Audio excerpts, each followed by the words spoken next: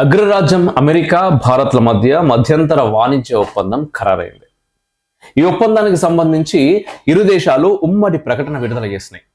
సుంకాల విధానాన్ని సవరించడంతో పాటు మార్కెట్ అందుబాటును మరింత పెంచుతూ నిర్ణయం తీసుకున్నాయి. భారత ఎగుమతులకు మరిన్ని మార్కెట్ సౌకర్యాలు కల్పించింది అమెరికా.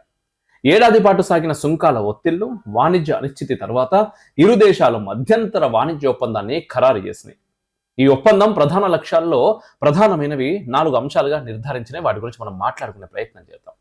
నష్ట నివారణ, వాణిజ్య స్థిరీకరణ, దేశీయ ప్రయోజనాల రక్షణ, దీర్ఘకాలిక వ్యూహాత్మక ఒప్పందాలకు మార్గం సుగమం చేయడం అనే ప్రాతిపదికన ఈ మధ్యంతర వాణిజ్య ఒప్పందం జరిగింది.